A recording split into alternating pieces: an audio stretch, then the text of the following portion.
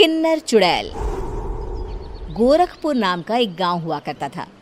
उस गांव में ज्यादा लोग नहीं रहते थे। उस गांव में एक गर्भवती विधवा औरत रहती थी। उस औरत का नाम कमला था। कमला अपने घर में अकेली रहती थी। उसके पति की सारी जायदाद उसके नाम हो गई थी, पर सभी गांव वाले उस औरत को मनहूस औरत समझा करते थे और सभी उससे नफरत किया करते थे। एक बार कमला राशन की दुकान पर खाने का सामान खरीदने जाती है। भैया जी, जरा 1 किलो दाल चावल देना। अरे हाय हाय हाय हाय हाय हाय! अरे मनहूस औरत, मेरी दुकान में अपशुगन करवाने आ गई क्या? हैं? चल जा यहाँ से। मैं कुछ नहीं देने वाला हूँ तुझे। भाग भाग यहाँ से, चल जा, निकल। भैया जी, ऐसा मत कहिए। मैं गर्भवती हूँ, मुझे खाने की बहुत जरूरत है। मुझे खाना दे दीजिए। दुकानदार कमला को वहां से धक्के मारकर भगा देता है।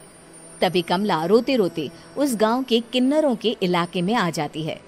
गांव वाले किन्नरों को उसी इलाके में रखा करते थे, क्योंकि वो लोग किन्नरों को पसंद नहीं करते थे और उनके इलाके में रहने से मना करते थे। तो किन्नरों ने उसी गांव में अपना एक इलाका बना लिया था। जब किन्नर लोग देखते हैं कि एक गर्भवती महिला रोते रोते उनके इलाके में आ गई है, तो सारे किन्नर कमला के पास जाकर उसका हाल पूछने लगते हैं। क्या हुआ बहन, तुम्हारी गर्भवती अवस्था में इतनी बुरी हालत कैसे है? तुम रो क्यों रही हो? तुम डरो मत, हम तुम्हें कोई नुकसान नहीं पहुंचाएंगे। तुम शांत होकर सब बताओ कि हुआ क्या है। मैं कमला हूँ। मैं गांव के दूसरे इलाके से आई हूँ। 2 महीने पहले ही मेरे पति की मौत हुई है। मुझे गांव के लोग मनहूस मानते हैं, क्योंकि मैं विधवा हूँ और गर्भवती भी। वहाँ के लोग मुझे खाने के लिए कुछ बेचने के लिए भी तैयार नहीं, जिससे मेरा गुजारा नहीं हो रहा था। कोई बात नहीं कमला, हम तुम्हारा ख्याल रखेंगे। किन्नर लोग कमला को एक खाली घर में रहने के लिए जगह दे देते हैं और उसकी देखभाल भी करते हैं। कुछ ही महीने बाद कमला अपने बच्चे को जन्म देती है, पर अफसोस, कमला बच्चे को जन्म देते ही अपनी जान गंवा देती है। जब सब किन्नर बच्चे को देखते हैं तो बहुत खुश हो जाते हैं, क्योंकि वो बच्चा भी किन्नर ही था। कमला ने एक किन्नर बच्चे को जन्म दिया था। अब इस बच्चे की देखभाल कौन करेगा? हम तो इस बच्चे को गांव के दूसरे इलाके में भी नहीं भेज सकते। और तो क्या हुआ, इस बच्चे की माँ नहीं रही तो हम इसे पालेंगे। अब ये हमारे इलाके में रहेगा, हमारे साथ रहेगा।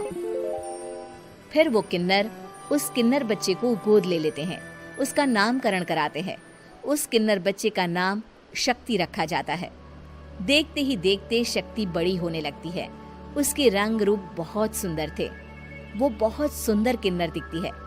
एक दिन शक्ति एक किन्नर से पूछती है, माँ जी सुनिए ना, ये गांव के दूसरे इलाके में भी तो लोग रहते हैं, तो हम वहाँ क्यों नहीं जाते? हम उनसे अलग क्यों रहते हैं? शक्ति, क्योंकि वो लोग हमारे जैसे नहीं, वो लोग हमें पसंद नहीं करते, इसीलिए हम उनसे अलग रहते हैं। क्यों? वो हमें क्यों पसंद नहीं करते? मुझे एक बार उस इलाके में जाना है। मैं एक बार वहाँ जाकर घूम कर आऊं। शक्ति, खबरदार, जो तू उस इलाके में कभी भी गई तो अपनी जान नहीं गंवाना चाहती तो उस इलाके में कभी कदम भी नहीं रखेगी, समझी? इतना कहकर वो किन्नर वहाँ से चली जाती है। शक्ति उस किन्नर की बात सुनकर बहुत रोती है। माँ जी, ऐसा कैसे कह सकती है? उन्होंने इतनी सी बात के लिए मुझे इतना डांटा। अब तो मैं उस इलाके में जरूर जाऊंगी। फिर एक दिन शक्ति गांव के दूसरे इलाके में चुपके से जाती है। ये लोग तो हमारे जैसे ही इंसान हैं, तो ये हमसे नफरत क्यों करते हैं?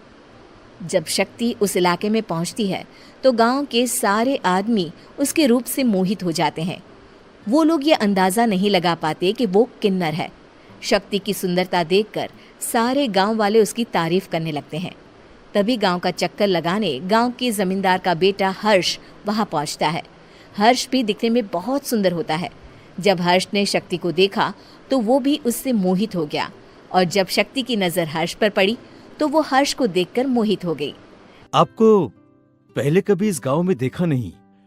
इस गांव में आप नए हैं क्या? जी नहीं, वो मैं बस।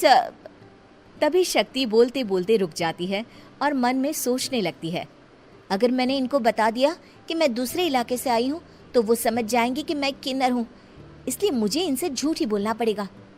शक्ति हर्ष को कहती है, जी हाँ, मैं इस गांव में नई आई हूँ, यहाँ अकेली रहती हूँ। वैसे आप कौन है? आप भी इसी गांव में रहते हैं? जी हाँ, मैं इस गांव के जमींदार का बेटा हूँ। आपको किसी भी चीज की जरूरत पड़े तो आप मुझे बता देना, मुझे अच्छा लगेगा। ऐसे ही शक्ति और हर्ष एक दूसरे से रोज मिलने लगते। वो दोनों अपने प्यार का इजहार करने एक दूसरे से मिलने जाते हैं। तभी शक्ति का पीछा करते करते एक किन्नर वहां आ जाती है। शक्ति, शक्ति, मैं तुमसे बहुत प्यार करता हूँ। मैं तुमसे शादी करना चाहता हूँ। क्या तुम मुझसे शादी करोगी? हाँ हर्ष, मैं तुमसे शादी करूंगी, पर मैं तुमको अपने बारे में एक सच्चाई बताना चाहती हूँ जो मैंने तुमसे छुपा कर रखी है।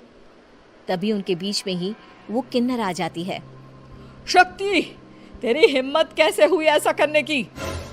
वो किन्नर शक्ति को खींचकर गांव के जमींदार के पास ले जाती है। हर्ष भी वहां शक्ति को बचाने के लिए पहुंच जाता है। जमींदार शक्ति और हर्ष के प्यार के बारे में सुनकर गुस्से में आ जाता है और शक्ति को गांव के बाहर निकालने की सजा देता है। शक्ति ये बात सहन नहीं कर पाती और कुएं में कूदकर अपनी जान दे देती है। जमींदार हर्ष की शादी गांव की एक लड़की से करवा देता है, पर हर्ष इस शादी से खुश नहीं होता। शक्ति अपना बदला लेने के लिए मरने के बाद किन्नर चुड़ैल बन जाती है। अब मैं इन गांव वालों को नहीं छोड़ूंगी, अब इनसे मैं अपने प्यार का बदला लूंगी। किन्नर चुड़ैल गांव वालों को परेशान करना शुरू कर देती है। एक बार वो रात को गांव के खेतों में पहुंच जाती है और वहां आग लगा देती है। सारी फसल जल के राख हो जाती है। जब एक आदमी रात को उठकर देखता है कि खेत में आग लग गई है तो वो वहां पहुंच जाता है। वो देखता है कि खेतों के बीचों बीच एक किन्नर चुड़ैल खड़ी है और वहां खड़े होकर ताली बजा रही है। गांव वाला किन्नर चुड़ैल को देखकर बेहोश हो जाता है। जब सुबह उस आदमी को होश आता है तो वो सीधा जमींदार के पास जाता है। अरे जमींदार साहब, अरे वो किन्नर चुड़ैल ने मेरी सारी फसल जला दी। अब मैं क्या करूंगा? क्या होगा मेरा? जमींदार चुड़ैल किन्नर का नाम सुनते ही सब कुछ समझ जाता है। अब वो बहुत डर जाता है। उसी रात को जब जमींदार डर के मारे अपने कमरे में सो नहीं पाता, तभी वहां अचानक से किन्नर चुड़ैल आ जाती है। किन्नर चुड़ैल जोर जोर से जमींदार के आगे खड़ी होकर हंसने लगती है और ताली बजाने लगती है। जमींदार उस डरावनी किन्नर चुड़ैल को देखकर बहुत डर जाता है। तूने मेरे साथ बहुत बुरा किया, अब मैं तुझे जान से मार दूंगी।